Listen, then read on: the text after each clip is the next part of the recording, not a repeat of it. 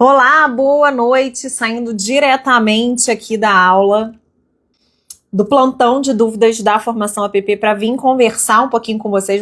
Vou aproveitar que eu tô bem aquecida, né? Tava aqui com os alunos, como eu disse, da formação.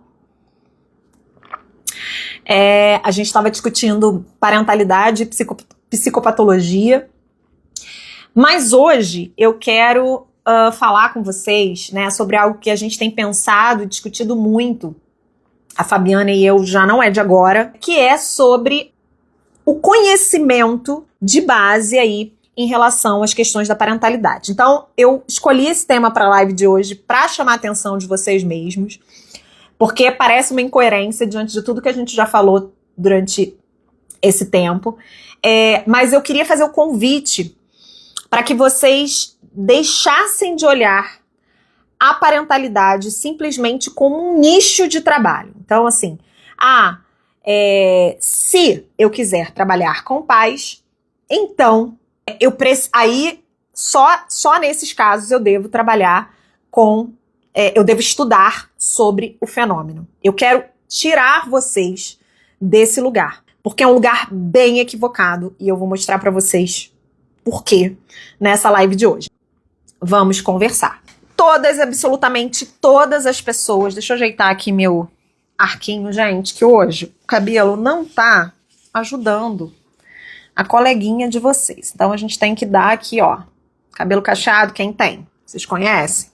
Quem tem? Vocês têm? Então, é sempre muito difícil lidar com ele ao longo do dia, ele assume diferentes formas, né?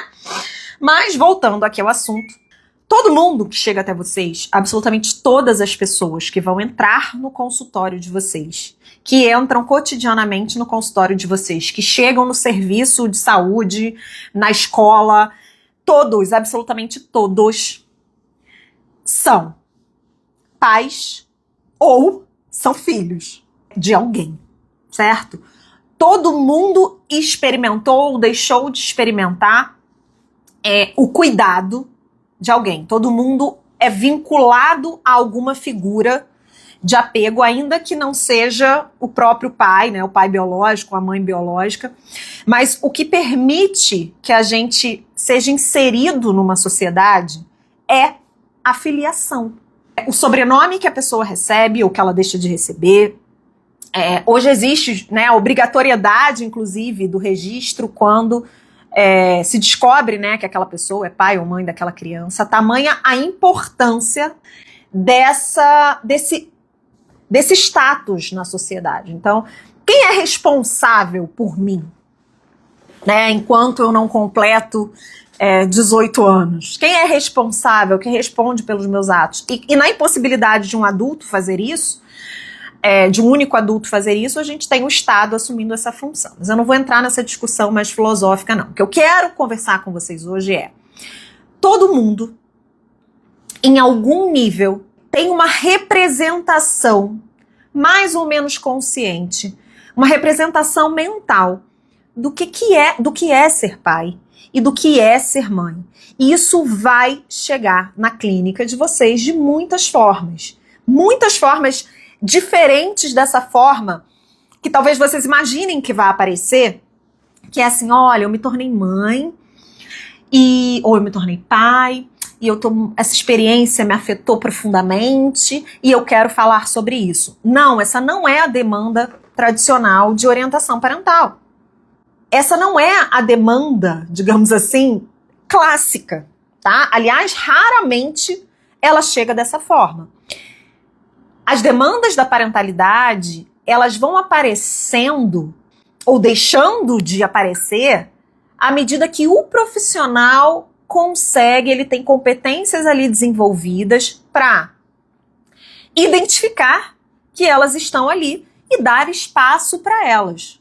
Nem todo paciente que tem questões em relação à própria sexualidade, por exemplo, ele vai de cara chegar no primeiro dia de atendimento e dizer que essa é a demanda dele, né? Ou alguém que tenha um transtorno, por exemplo, às vezes vai chegar para um atendimento sem saber que aquele padrão de funcionamento é um padrão característico de um transtorno. Ele vai ali trazendo, né, ele ali na relação terapêutica vai se mostrando e você vai percebendo que ali tem um padrão de funcionamento que sugere um determinado diagnóstico e é por aquele caminho, então, que você vai. Com a parentalidade, não pode ser diferente. Uai, Fabrícia, mas se a pessoa não é pai, não é mãe? Essa semana uma colega colocou, na caixinha de perguntas, ela me perguntou, ela falou que chegou uma paciente para a clínica individual, que a grande questão dessa paciente é se ela vai se tornar mãe ou se ela não vai se tornar mãe, se ela vai ter filhos ou se ela não vai ter filhos. Esse é o grande momento da vida dela. E eu afirmo com muita tranquilidade que o acolhimento a essa demanda, ele só vai ser bom, tá? Ele só vai ser resolutivo se a pessoa conhecer sobre, se o psicólogo conhecer e entender sobre o fenômeno da parentalidade. Porque entender esse dilema, compreender esse dilema, passa por entender e assumir que a parentalidade, ela é uma experiência subjetiva diferente de todas as outras. Ela é uma experiência muito específica. Existem vivências, né, tipologias de vivências subjetivas que são muito específicas. Quanto mais a gente estuda o fenômeno da parentalidade, mais a gente percebe que é uma experiência que demanda recursos, né, cognitivos, emocionais, que ela modifica o cérebro das pessoas, inclusive, cada vez mais pesquisas em neurociência apontam que essa experiência subjetiva é capaz, principalmente nas mulheres, de modificar ali o funcionamento das funções cerebrais, ou seja, tudo isso precisa estar na base da minha tentativa de compreender por que esse é um dilema para essa mulher. Então, que crenças ela tem em relação a uma parentalidade ideal? Porque para eu entender o medo dela ser mãe, por exemplo, eu preciso entender como foi a experiência dela de filiação, o que ela teme em relação a essa experiência, que recursos que ela sente que ela tem ou que não tem, a percepção dela de autoeficácia naquela função. Toda essa investigação, ela só é possível se eu tenho conhecimento sobre as questões da parentalidade. Ah, Fabrícia, se eu não tiver, humildemente, preciso te dizer que você vai acabar respondendo a essa demanda de uma forma mais rasa, colocando a escolha sobre ser mãe ou ser mãe na mesma categoria da escolha de se eu vou ser médica ou se eu vou ser psicóloga. E não tá na mesma categoria. Porque a decisão de ter ou não ter filhos, ela não é 100% racional. Ela tem a ver com projeto de vida, ela tem a ver com expectativas, ela tem a ver com um monte de outras coisas. E tem a ver também com a maneira como eu internalizei aí as minhas referências do que é ser pai e do que é ser mãe, e eu vou além. E pode ser que quando eu me torne pai e me torne mãe, seja tudo absolutamente diferente dessa previsão que eu estou fazendo. Então não há garantias. E acolher, e realmente promover um acolhimento dessa demanda, passa por uma compreensão mais aprofundada do fenômeno. Senão a gente vai ficar ali no raso, no senso comum, no improviso, né? Não, tá, mas me fala melhor, né? O que você tem medo? Não, tá, mas olha... Ou então pior do que isso, a gente vai reproduzir discurso de senso comum. Mas ter filho é uma coisa boa, ter filho é uma herança, um legado. Gente, não sabemos. Não sabemos. E por que não sabemos? Tô falando com isso baseado em vozes da minha cabeça? Não sabemos por quê. É na experiência que eu me torno. Ou seja, é quando eu assumo a função materna ou paterna que eu vou me construindo pai ou mãe. Isso já está muito sedimentado, tá, na ciência sobre a parentalidade, que a parentalidade ela é um processo. A gente fala em processo de parentalização, tornar-se pai, tornar-se mãe. E aí eu sempre trago esse exemplo aqui. Quando eu aprendi a ser mãe da minha filha na primeira infância, ela entrou na adolescência. Agora eu já comecei meio que do zero de novo, porque agora eu estou aprendendo a ser mãe de uma adolescente, com as características que ela tem, com o diagnóstico que ela tem, com as dificuldades e com as facilidades que ela traz para a nossa convivência. Então, é bem se a gente não parte desse pressuposto, a gente vai deixando várias lacunas no nosso atendimento. Primeiro que a gente vai olhar para aquele adulto e a gente... Não sei por que vocês fazem isso, tá? Eu já fiz também em algum momento, mas eu fiz durante pouquíssimo tempo, entendi rápido. Mas eu não sei por que vocês fazem isso, mas vocês colocam os adultos pais numa outra categoria de gente. Então, o que eu vejo na prática é muitos de vocês tendo uma dificuldade maior de serem empáticos, uma dificuldade maior sabe, a mesma empatia que você tem com o paciente com outro problema, você não tem com esse. Porque com esse, por algum motivo, você acha que parentalidade é um negócio que assim, eu vesti, a roupa que eu vesti. Peguei a roupa, vesti, me tornei mãe, peguei a roupa, vesti, me tornei pai, quando saí da maternidade, quando peguei a criança, né, no abrigo, seja lá onde for. Assim, me tornei, acabou. Fiz o download lá das competências, né? Sempre uso essa expressão. Fiz o download das competências, vou seguir a vida. Não. Ali começa uma jornada. Começa uma jornada, inclusive, de desenvolvimento. Existem autores que vão apresentar pra gente a experiência da parentalidade quase que como uma etapa do desenvolvimento humano, obviamente, para aqueles que se tornam pais e se tornam mães. Tamanha, né, a exigência de adaptação que essa experiência traz. Então percebam, gente, que eu estou falando aqui de um conhecimento, uma temática, né, parentalidade, uma temática que ela é transversal. Então é nesse sentido que eu estou dizendo para vocês que a parentalidade ela não é simplesmente um nicho de trabalho.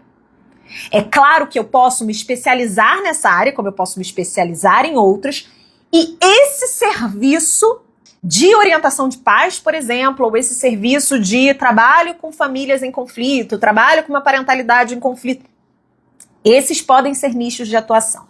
Mas o conhecimento sobre a parentalidade, ele não deveria ser opcional. Escutem isso que eu estou falando. Conhecer sobre o fenômeno da parentalidade, os desdobramentos dessa experiência, como que essa experiência afeta subjetivamente as pessoas, não pode ser opcional. Não pode, porque é uma temática transversal. Tanto é que o pai dessa coisa toda aqui que a gente faz, querido Freud, ele concentrou grande parte da teoria dele falando exatamente sobre esta relação. Ele não enfocou, né, depois outros teóricos da psicanálise foram fazer esse recorte, tá? E aí depois a gente tem a própria teoria do apego, a gente tem aí outras, a gente tem meu Deus, esqueci o nome da autora. Tá terrível meu cérebrozinho. Mas já eu lembro. Fabi chegou, ela vai me lembrar. Mas depois teve uma, né, a galera foi falar da psicanálise, foi falar de transmissão psíquica transgeracional, foi falar de vínculo, foi falar de apego, e aí foi dando uma explorada nesse recorte, mas sempre, desde sempre, a relação entre pais e filhos e o impacto disso sobre o desenvolvimento, isso sempre foi discutido dentro da psicologia. Só que a ênfase não era dada sobre a possibilidade da gente prevenir, por exemplo, ou a possibilidade da gente cuidar dessas relações. A ênfase sempre foi dada ali na psicodinâmica do sujeito afetado. Então, o sujeito que foi... Deixa eu aceitar a Fabi aqui. Hello! Hello! Tô atrás, gente. Cheguei em casa agora. Tadinha, tava no trânsito. Ela me manda foto. Até parece que eu sou uma pichada. Ela me manda foto. Fabrícia, eu não consegui chegar. Aí ela me manda foto do trânsito, né? Tipo, eu pareço uma carrasca. Porque ela fazendo um negócio desse, né? Mas tudo bem. A gente roupa suja aqui ao vivo, hein? Ao vivo, porque aqui é assim. É vida real acontecendo aqui pra vocês. Mas é só pra dizer que ela é uma querida e que ela justifica a ausência dela fofamente. Mesmo quando ela não precisa. Mas voltando aqui ao assunto, eu estava dizendo que estava aqui falando com o pessoal o quanto que essa temática da parentalidade ela é transversal. Então, a gente tomar esse conhecimento como opcional faz a gente, inclusive, como é que eu posso dizer? Negligenciar o que a própria psicologia já mostra pra gente há muito tempo, desde o próprio Freud, que deu ênfase ali, né, a experiência inicial como uma experiência que forma, que constitui o sujeito ao longo da vida. E depois, né, a galera foi só desenvolvendo outras temáticas, mas a gente nunca pegou foi a nossa tentativa de alguns anos para cá, sistematizar esse conhecimento, pegar o que já existe. A gente fala muito isso, a gente não inventou a roda, o que a gente inventou foi o método de trabalho.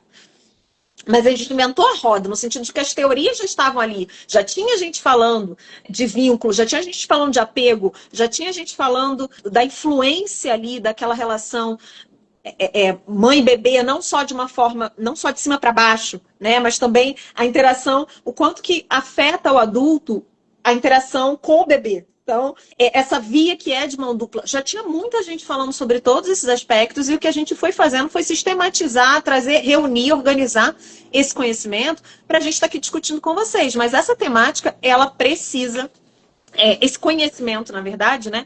Ele não pode ser tomado como opcional. Eu acho que um movimento importante que a gente faz aqui também, e que eu acho que falta muito, é essa comunicação entre o que está sendo produzido, né, o que é produzido teoricamente, com a clínica, né, com o nosso fazer, com a nossa prática.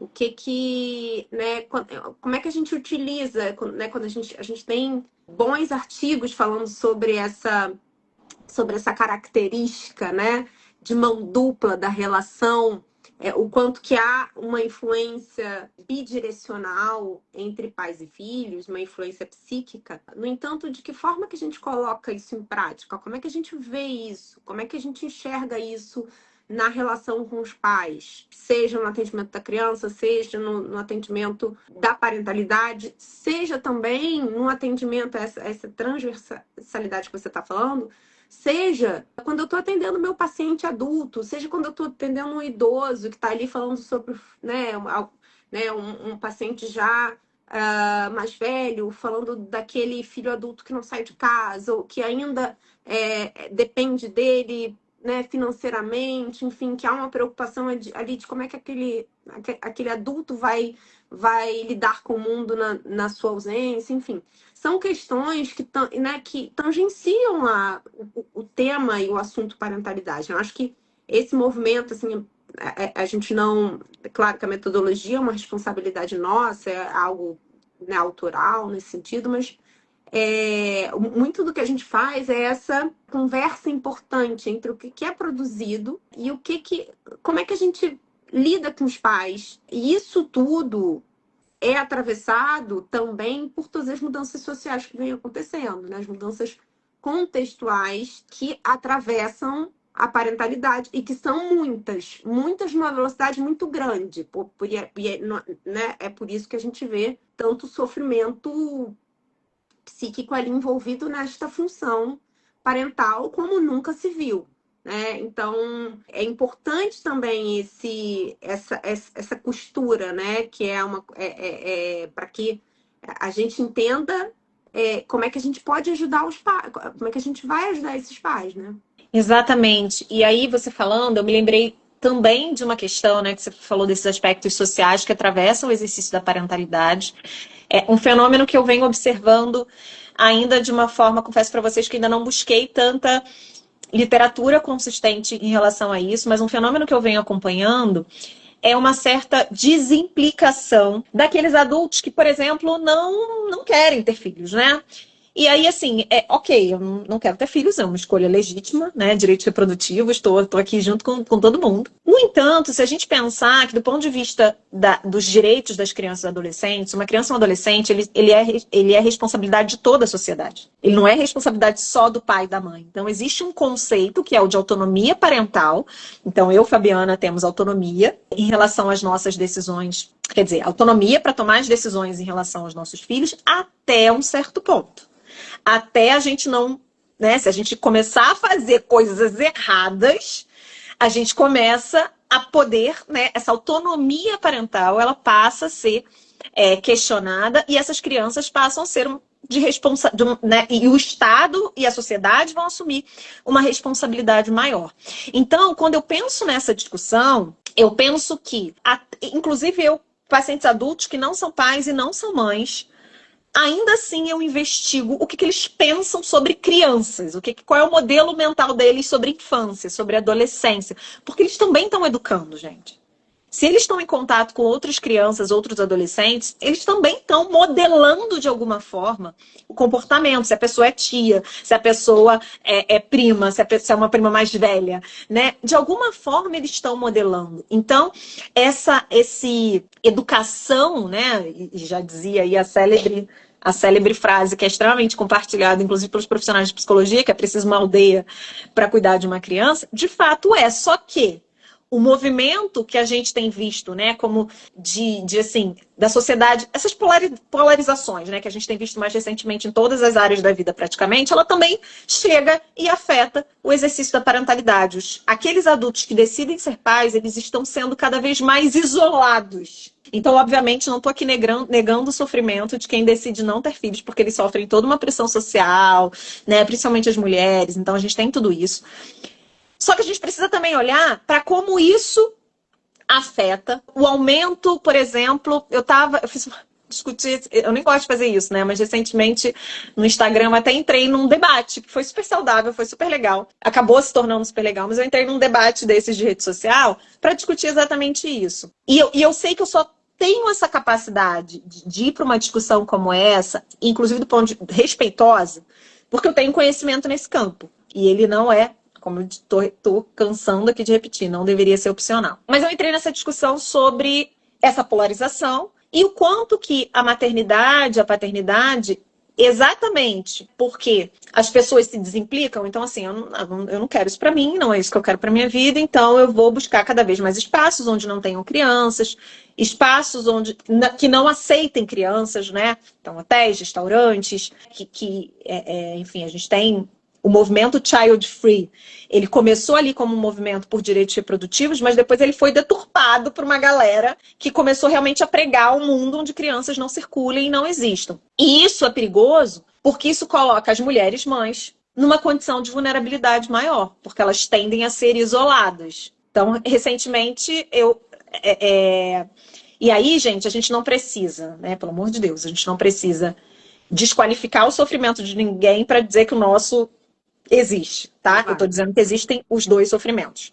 Existe a pressão social, existem, né, toda a dificuldade das mulheres em relação aos seus direitos reprodutivos, mas também, do nosso ponto de vista daqui, né, não é que a gente esteja defendendo que todas as mulheres tenham que se tornar mães, mas aquelas que se tornam, elas muitas vezes, por conta dessa polarização, são colocadas numa situação de vulnerabilidade, de exclusão. Então, tem espaços que não são adaptados para que a mulher mãe circule. E aí essa era a minha discussão. O quanto que a gente, nesse movimento, a gente deixa de fora também um grupo e pode tornar esse grupo um pouco marginal. Então, me lembro inúmeras situações, assim, na minha academia eu briguei, eu falei, eu vou trazer os meus filhos, porque vocês estão dizendo para mim que eu tenho que ter saúde, que eu tenho que malhar, e não tem um espaço adaptado para eles, então eu vou adaptar um espaço para eles aqui para eu poder malhar. Isso é só um exemplo, assim, do cotidiano, e aí eu tô falando de e o meu lugar de fala é de uma mulher com privilégios. Então, se a gente for pensando naquelas que não têm, essa discussão se torna ainda mais importante. E esse sofrimento, que é onde eu quero chegar, ele pode estar sendo negligenciado dentro do seu consultório. Ou essa briga, né, essa guerra entre as mulheres que querem ser mãe e as mulheres que não querem ser mãe. Gente, precisamos estar juntas na garantia desses direitos. Precisamos estar juntas. E muitas vezes a coisa aparece na clínica de uma forma muito sutil.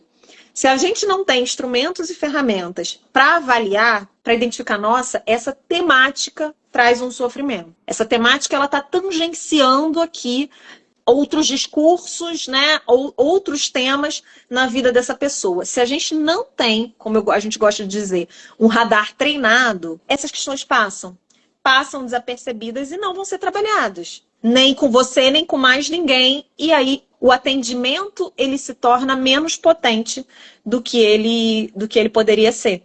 Então, mais uma vez reforçando esse ponto, vamos parar de pensar que isso é opcional. Ah, mas não tem, na faculdade eu não aprendi nada sobre isso. Gente, na faculdade a gente não aprendeu nada sobre um monte de coisa. Que hoje está se tornando, se evidencia um conhecimento fundamental. Então, por exemplo, a Fabiana e eu, a gente se formou na UERJ. A UERJ, ela sempre foi muito forte, né? Muito pioneira na questão, na parte social da psicologia, assim, né? Uma psicologia implicada com as questões sociais. Então, isso pra gente nunca foi novidade.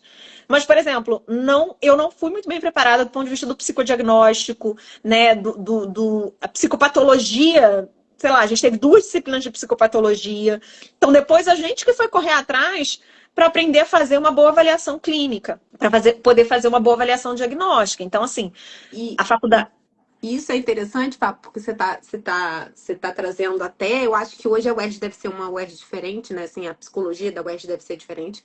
Porque, como tudo, né, a gente vem falando sobre a infância, quanto ela é atravessada pelo contexto, por momentos históricos, pela demanda, né?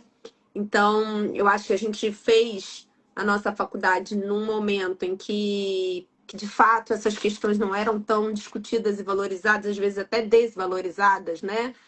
Por algumas linhas terapêuticas. Mas eu acho que hoje a gente já não consegue dialogar até numa equipe multiprofissional se a gente não tem esse tipo de conhecimento. Então, o que se valorizava lá atrás não é a mesma coisa que se valoriza hoje. E eu acho que as universidades estão precisando se adaptar também, né? É aquilo que a gente fala. A psicologia, ela caminha junto com a evolução social, com a evolução da sociedade, com o contexto. Então, isso fala até da importância da gente se atualizar. Porque aquilo que eu estudei lá atrás não dá conta das demandas de hoje, né? Não dá conta aquele conhecimento que eu tenho lá de trás, não dá conta do diálogo que eu preciso ter hoje. Exatamente, exatamente. E aí, onde a gente volta para a temática da parentalidade. De fato, ela não era tão estudada, ou melhor, de fato, ela não era destacada enquanto fenômeno central. Ela aparecia, como eu falei, assim, a gente leu isso, a gente estudou sobre isso, em algum momento a gente teve algum contato, mas isso não era, o olhar era sempre mais individualizado para a pessoa em sofrimento e desconsiderando aí as nuances dessa experiência, o impacto dessa experiência, inclusive na própria produção do adoecimento, que era isso que a gente estava falando mais cedo aqui, lá com os alunos da formação, no plantão de dúvidas. O tema do plantão hoje foi parentalidade, psicopatologia e parentalidade, e é exatamente, a gente estava conversando sobre como essa experiência ela pode inaugurar quadros de adoecimento, ou ela pode intensificar quadros pré-existentes. Ela não é uma experiência que passa, como eu falei, uma roupa que a gente veste e que tem pouco efeito. Não, é só uma adaptaçãozinha aqui rápida. Me tornei mãe, e aí agora, sei lá, não saio mais, não bebo tanto. Tem todas essas adaptações sociais, mas tem adaptações do ponto de vista psíquico também. A exigência é isso, é a gente pensar no nível da exigência de adaptação e que esse nível de exigência ele vai variar de acordo com os recursos que as pessoas têm, as condições sociais, econômicas, de gênero, de raça. Tudo isso vai determinar em alguma medida o quanto que aquela experiência vai ser mais ou menos exigente para mim. Se eu tenho rede de apoio, se eu não tenho rede de apoio. E também, obviamente, considerando as minhas questões individuais. Então, se eu já sou uma pessoa mais vulnerável, aquela experiência tende a ser um pouquinho mais disruptiva para mim. E o que a gente estava conversando também com os alunos. Vocês acabam sem esse conhecimento, ou não considerando que esse conhecimento é transversal, que essa temática é transversal, não colocando esse conhecimento realmente numa categoria de conhecimento obrigatório, para eu ter pelo menos o básico dele. Quando a gente não faz isso, a gente acaba... Porque para mim, pior do que negligenciar uma demanda, tá? Ou seja, tem uma demanda ali, eu não identifiquei, não trabalhei. Pior do que isso é quando eu produzo sofrimento, um sofrimento ainda maior. Ou seja, quando eu produzo alguma violência ali. Então, vou dar um exemplo para vocês de um caso que eu estou acompanhando, que eu já trouxe esse exemplo aqui outras vezes, que é uma mãe com diagnóstico posterior, né, bem posterior, ela recebeu o diagnóstico adequado de depressão, né, uma depressão grave, com outras comorbidades. Só que até ela chegar lá, ela perdeu a guarda da filha dela, porque ela foi considerada pelos profissionais de saúde e pela justiça, consequentemente, como uma mãe negligente, certo? Vocês concordam comigo que ela era uma mulher que já estava num relacionamento abusivo, já sofria uma violência de gênero, e quando ela passou por profissionais de saúde mental, ela sofreu ainda mais violência. Porque não se avaliou corretamente o que estava na base da dificuldade dela de estabelecer vínculo e de cuidar dessa criança, certo? Não estou dizendo que essa criança não tinha que ser protegida, mas o resultado não precisava ter sido esse. Assim como uma mãe, um pai, uma mãe que é taxada de controladora, um pai que é taxado de rígido, a gente pode estar falando de condições clínicas que dificultam que essa pessoa seja mais flexível, ou uma mãe ansiosa que tem uma necessidade maior de se sentir no controle da situação. Então, quando a gente tem esse conhecimento, além da gente sair dos diagnósticos rasos, a gente também evita que a gente piore, que a gente produza exatamente o sofrimento que a gente está querendo evitar. Porque se eu chego para uma mãe que está deprimida, que está questionando ali com a percepção de autoeficácia dela na função materna muito baixa, e se eu chego e começo a jogar em cima dela um monte de prescrição, que ela tem que ter mais paciência, que ela tem que isso, que ela tem que monitorar mais, que ela tem que prestar mais atenção, que ela tem que conversar mais, que ela tem que cuidar mais, eu estou piorando ali o estresse parental. Eu estou somando elementos, né? Eu estou dando ali, estou me transformando no estressor. Estou dando recomendações que vão representar estressores importantes, que pode colocar aquela mãe que já está no quadro depressivo, vulnerável por um burnout materno, por exemplo. E a gente vem de uma leitura que contribui para isso, né? A gente vem de uma leitura da parentalidade, de todo um movimento, que eu acho que até a intenção é boa, um movimento de propor uma educação respeitosa, né? Eu acho que o movimento é interessante, é importante, mas muitas vezes ele produz sofrimento. Se a gente junta isso às redes sociais, às expectativas irreais de parentalidade, enfim, aí sim a gente tem produzido esse sofrimento. E Fabrício, a gente tem contato com muitos psicólogos, né? Nossos alunos, enfim, outros psicólogos aqui, enfim, no próprio Instagram. A gente tanto vê essa produção de um sofrimento ali clínico, né, no atendimento com os pais, como a gente vê isso, e eu acho que isso toma até como teu exemplo mostra, que isso toma uma proporção ainda maior quando a gente está falando de atendimentos ligados a decisões judiciais. Porque a gente já teve, né, eu e você já tivemos, né, contato com alunos, enfim, que ali demonstrando às vezes um olhar até enviesado, né? E que a gente acaba correndo esse risco mesmo de comprar um discurso sem fazer uma avaliação completa, né? De comprar um discurso e de tomar aquele como se existissem como se só pudesse existir um lado. Todo um movimento que a gente faz dentro do nosso curso, de mostrar que existem ali, que por trás de uma determinada relação, existe uma história, existe um porquê por trás, e que a gente precisa entender esse porquê para conseguir trabalhar, e o quanto que é importante para essa criança que ela consiga, a não ser que a gente esteja falando, né, de um caso de uma negligência, um fim de um risco muito grande, mas que é muito importante que a criança tenha esses dois referenciais. Porque quando é cortado esse referencial, é um buraco, ainda que ele seja um referencial doentio, que seja um referencial disfuncional, ainda assim cria um buraco para sempre. Então, a gente vê muitos discursos, né, muitas vezes enviesados, e que, dependendo da atitude do psicólogo, isso tem uma proporção e um peso nas decisões judiciais tão grandes, é tão perigoso isso. Assim, eu acho que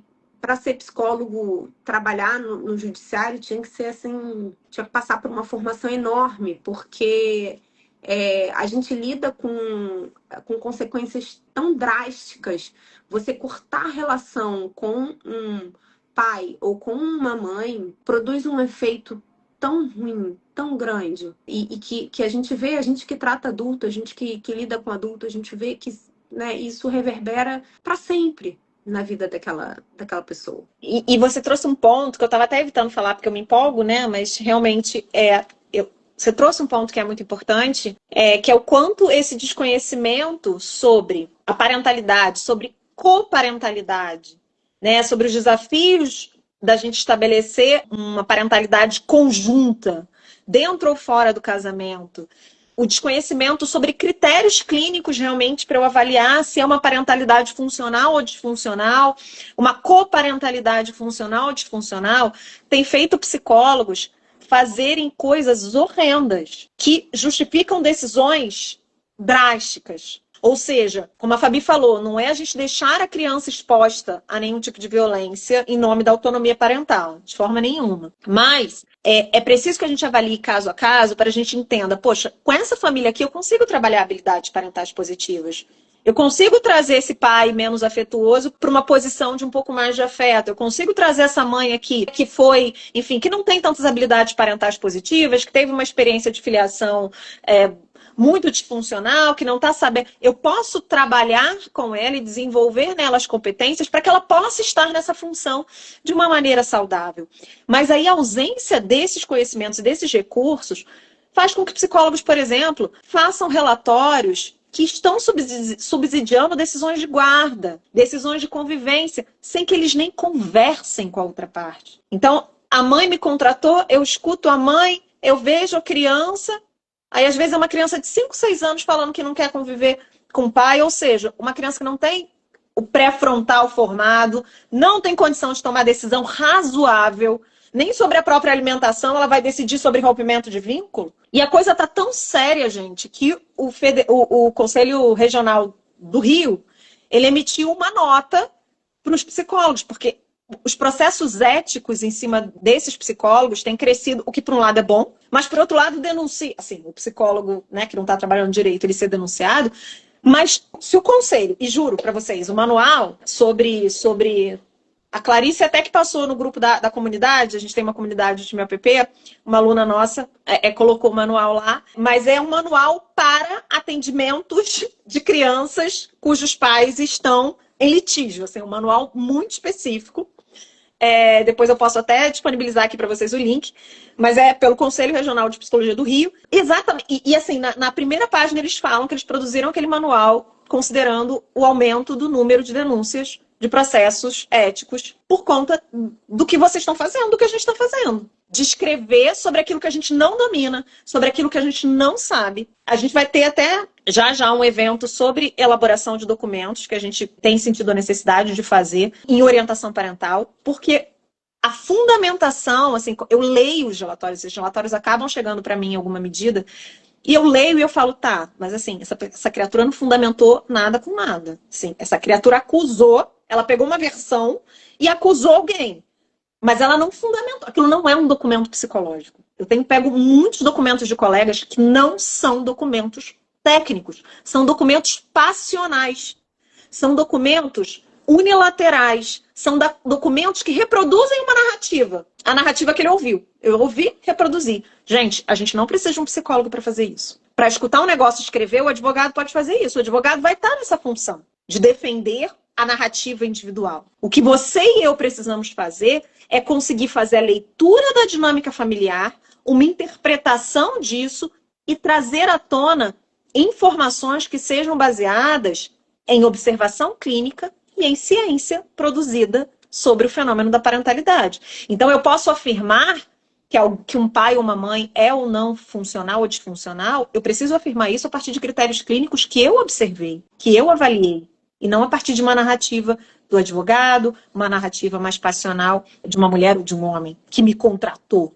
Eu não estou ali naquele lugar. Eu estou ali para fazer uma leitura clínica do fenômeno da parentalidade ou da coparentalidade. Para olhar para o vínculo, para construir um raciocínio considerando a idade daquela pessoa também. Uma criança de 6, 7 anos, ela não tem como tomar a decisão de romper um vínculo, assim como ela não pode dirigir, como ela não pode votar, como ela não pode decidir se ela vai ou se ela não vai para a escola. Ah, mas ela está apresentando resistência para ir com o pai, para ir com a mãe. A gente vai entender o contexto dessa resistência. Pode ser que aquele pai e aquela mãe realmente tenham pouquíssimas habilidades de comunicação, né, tem um baixo letramento emocional, mas tudo isso são características que a gente pode trabalhar clinicamente, são aspectos que a gente pode trabalhar clinicamente. Se você não está conseguindo, aí é um problema muito mais seu do que daquela família. Se você atende aquela criança e você não consegue ajudar aquele pai e aquela mãe a desenvolver as competências parentais que eles precisam, isso é um problema muito mais seu do que tudo do pai e da mãe. Tá? Sinto informar. Então, como eu falei, eu me empolgo. Eu não ia tocar nesse ponto, porque eu me empolgo.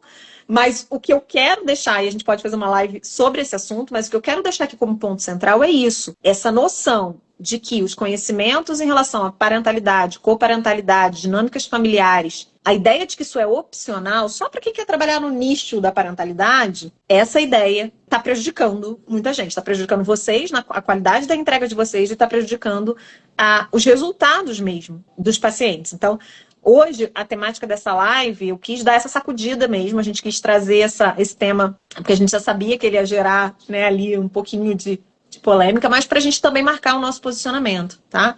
Então, o serviço de orientação parental, ele pode ser um nicho. Eu posso realmente querer investir a minha energia, estruturar melhor e oferecer esse serviço. Mas o conhecimento em parentalidade, manejo ali com os pais, o manejo, né, em relação a vínculo, ele exige esse conhecimento de todos nós. Essa temática, repito, é transversal, ela aparece em todas as clínicas. Não, na minha clínica não aparece, então é porque você não está sabendo procurar. Porque ele é um aspecto que está presente no desenvolvimento e nas relações. Assim como eu trouxe o exemplo da sexualidade, é um aspecto da vida. A saúde física é um aspecto da vida. Então, cada vez mais, nós, profissionais de saúde mental, temos sido incentivados a perguntar sobre os hábitos, né, de atividade física, sobre os hábitos alimentares, porque tudo isso está muito interligado. A alimentação é uma parte da vida.